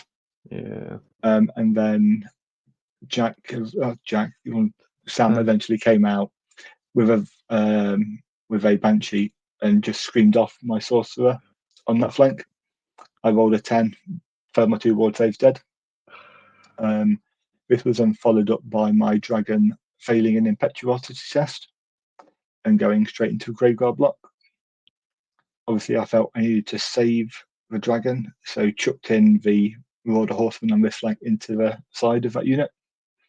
But this isn't great, but my dragon won't be in the challenge. I can kill a bunch. I'm not going to kill loads, but it means that my dragon doesn't lose combat. I can then hopefully survive the next round and go and pick on something else afterwards. Dragon did nothing in combat whatsoever. Marauder Horseman did nothing in combat. I didn't kill a single model. And the Hand of Dust went off and killed all of the Marauder Horsemen. So, because what is it? Is it 2d6 strength 5 or something? Yeah. Yeah. 2d5 strength 5 -2, I think. But it has to roll a 7 to get it off, and then you've got to be in combat. So it's and you've got to have your necromancer in combat. It's a ballsy play. It is. But it was a turn he'd managed to get all his buffs off, so he had glittering robes off, weapon skill 7. Yep, it works. Dragon did, however, get away, rallied, and went and killed a banshee in the last turn. We had a couple of bits where this unit of Graveguard went into my Marauders, and half of those Marauders are dead at this point. I just couldn't be able to take them off the train the last turn. But the Skinwolf, and they overran into some Skinwolves. The Skinwolves did, however, get lucky and killed the Necromancer. So I picked up best part of 200 points over 2 cheap character kills. Sam had, however, picked up way more than that between the Wizard, some Dogs, Marauders, half a unit of Skinwolves, and that was a 7-13 loss at the end. But I reckon without that, it would have been, because that losing that Wizard doesn't change it from a 10-10. It's still it's not enough to swing it. Yeah. That was disappointing, but I think we were both happy to take a 10-10 and then see how it went from there. He had a little bit of luck when he needed it, and I rolled really well, so Wizard died. But it's one of them things, isn't it? Yeah. And you're still using that unpainted baggage train. I do need to paint it for Rob, don't I? Yeah. And then last game, I had Tom Carley of UK Resin Print and Team England fame. So I was playing against my 4th international player over the weekend. And this game can be summed up by how sometimes random events happen and they skew an entire game. So we had these 2 units of harpies, flying pigs. Flying pigs, aren't they? Yeah, they're really cool. They love the army. Charged this unit of Marauder Horsemen. We joked about it being a silly charge, but whatever. They were gonna. I've got so much chaff, he can't divert all of it forever. So he just decided to bugger it and go and kill something that was scoring me points on the objective. We both thought the Marauders would win a combat handily. They didn't. They got hammered. Harpies went wild. That caused this unit of dogs to flee. So they went through the Skinwolves and ended up here in a nice angle. That caused the unit of Skinwolves to flee, who ran through my army all the way to here, giving them a nice easy charge into so that'd be a fallback in good order. Fallback in good order. Yeah. So we got to charge a single razor gore and then overrun into Tom's bunker with again 5 wizards, or 4 of his 5 wizards in, and the dogs that had fled to here got to position at an angle of flank of a unit of skirmishers. So I had 2 reasonable overrun rolls after combat to hit either of them into his bunker. The dragon positioned to be able to get into combat the following turn. If for whatever reason I didn't quite go as well as I would have liked it, but killed a handful, ran them off the board, and that was a 700-point swing over a 25-inch fallback in good order. Yeah, the fallback in good order. Similarly, in my game against Mike, I beat his big block. They fell back in good order, and then suddenly had a perfect charge on my plague drones that I'd sort of repositioned behind them. Yeah, I don't think you should be able to charge after a fallback in good order, because you've essentially rallied, haven't you? Yeah.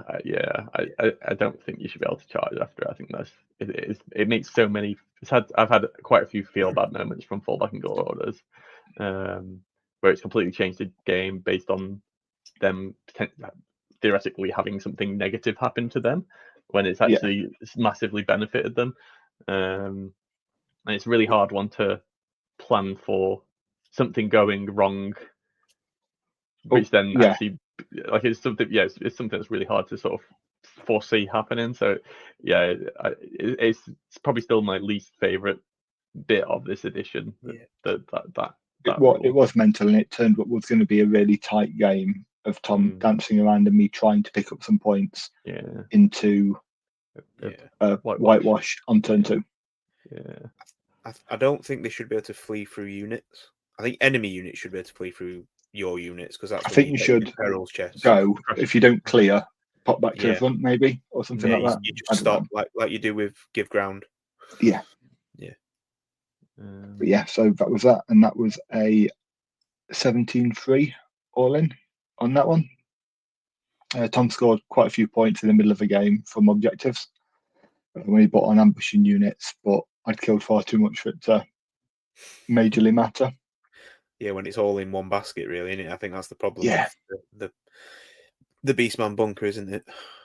Yeah, it is. And he had like 1 wizard, which was on a flying carpet behind his unit. That one got out of dodge, but still, he's out of there. Yeah, because I overran in my turn 2. It meant that Tom's turn 3 was get the wizard out, but only one of them could escape. It's done and dusted by that point, though, isn't it? I think. Yeah, exactly. So Dragon didn't really get to fight, but he was in a position where he was ready to if he was needed. Yeah. And that was it in terms of my event. Unfortunately, I was on table 5, and unfortunately, tables 2, 3, and 4 all had a blowout result on them at 19, 17, and 18. So I didn't quite manage to sneak my way onto the podium. But between Jack, who finished 3rd, and myself, who finished 6th, it was only 1 point between us each time. So could have definitely been a bit luckier in one game, or not failing that impetuous into Sam. And but then on the flip side, you got lucky with Tom. Totally.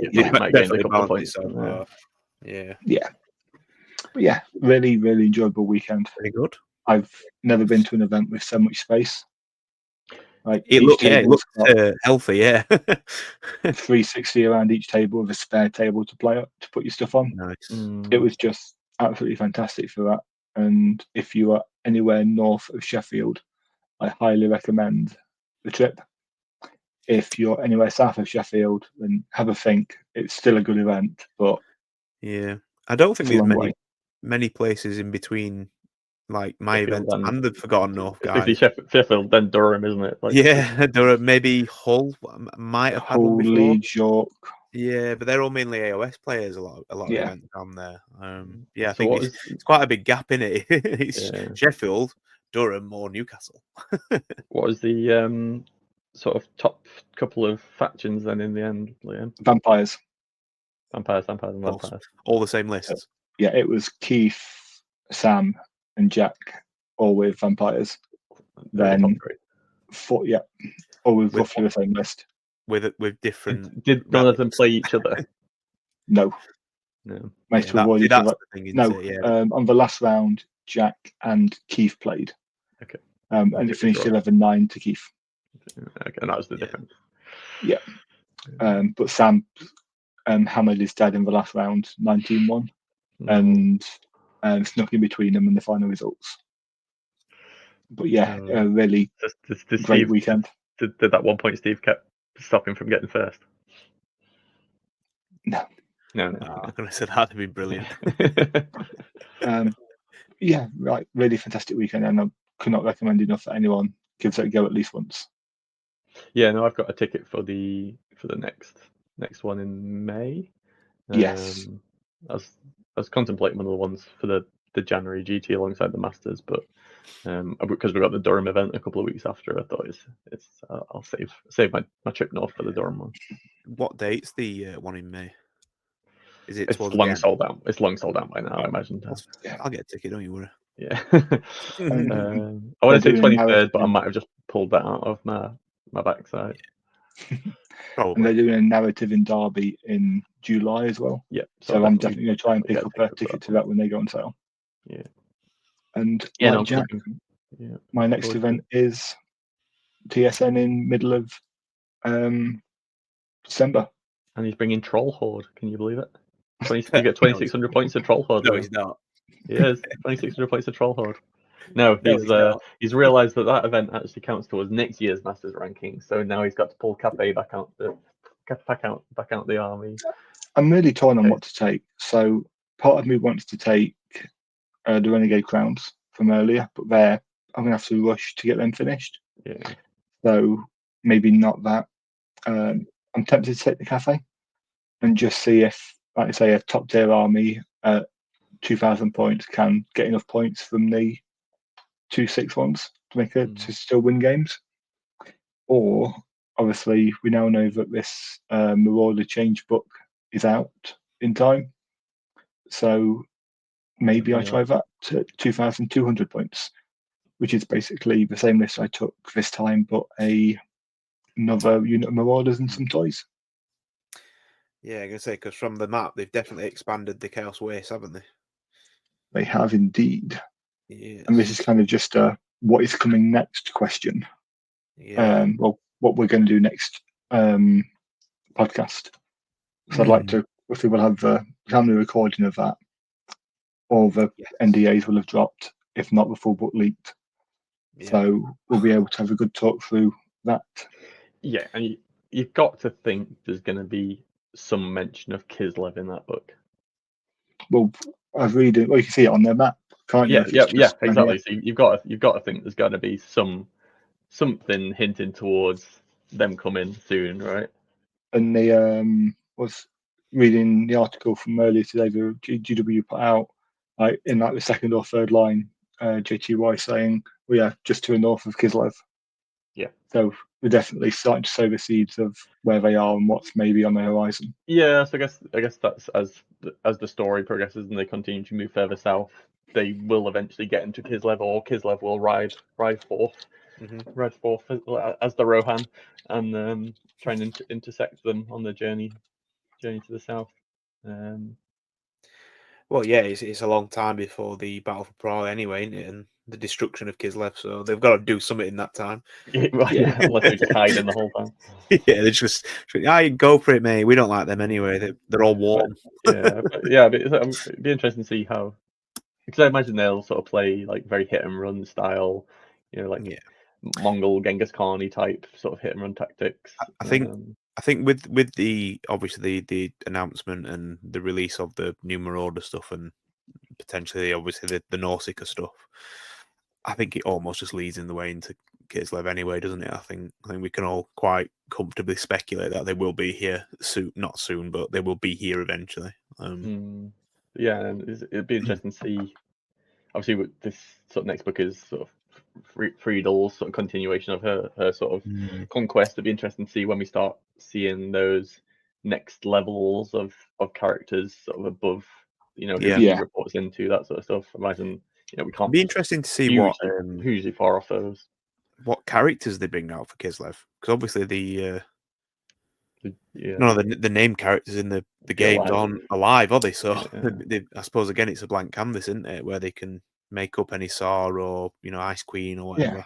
It could be her great grandmother or something. I don't know what the historical line is, but I think they can do whatever they want, and it's just going to be great seeing when it does.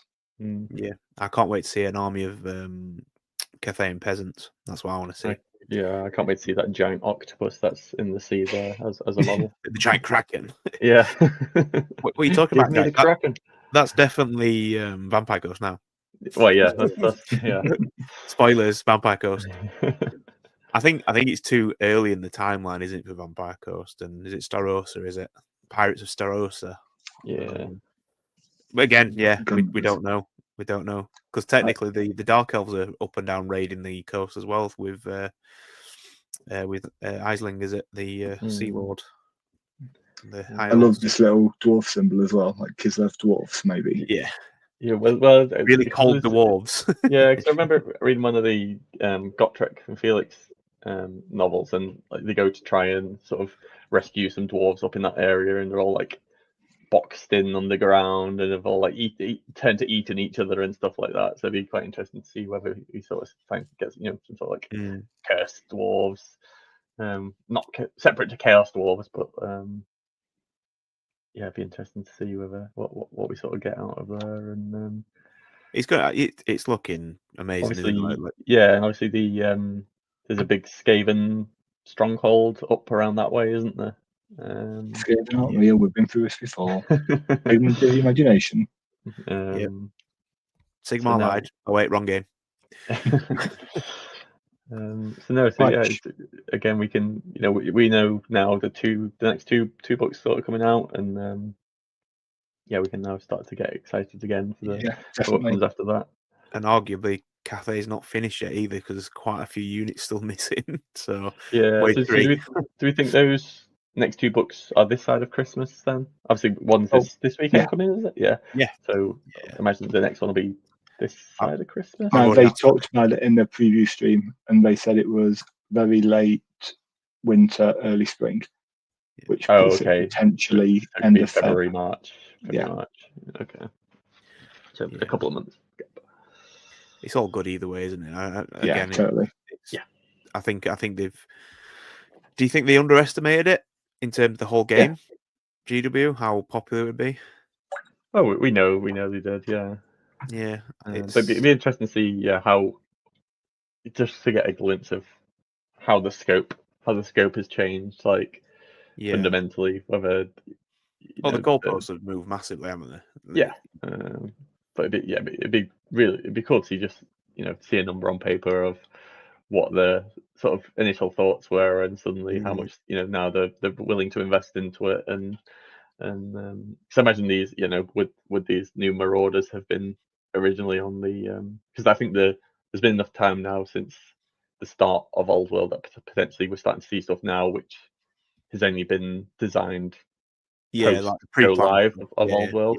And it's not sort of pre-planned stuff. So no, it's interesting place to be now. And will we get a mammoth? I think that's everyone's question. Will we get the mammoth? And what base will it go on? And how much is it going to drop? Cost? Because I think the previous it'll be one, plastic. It will be plastic if we get a the previous one was about 150 quid or something like that when it went out of the Forge World store. God knows how much it costs now. A lot. Put it that way. Right. Cool. Good chat, guys. Let's take that map down. Let's see our beautiful faces. Well, it's actually quite nice to be back, because it does feel like a very long time since I spoke to you two properly. Usually we're just text messages, aren't we, over his phone? So, but Right. Should we leave it there? Yeah. There's probably going to be there's probably going to be another episode coming in a couple of weeks Soonish. that I probably won't be in. I've got some holidays and stuff to come, so these guys will hopefully try and hopefully rep someone in to come and support them. Add a bit of charisma to the channel. But if not, you'll just have me and Liam. Yeah, but in the meantime, as always, like, subscribe, follow, send us your works in progress, please. I've asked the last couple of thingies, we're still waiting for that. You know where we are. Send them on Facebook, or just find us. We've got an email address maybe somewhere that Dan can put in our link if you want to email into that. We probably never check that email, so don't send them there. But you can have the address. I do. There's not much in it. Yeah, and there's, again, as always, if there's any new content you want to see from us, any different topics, please let us know below. Give us a shout. Indeed. Thank you very much. See you later, guys. Bye. Bye. And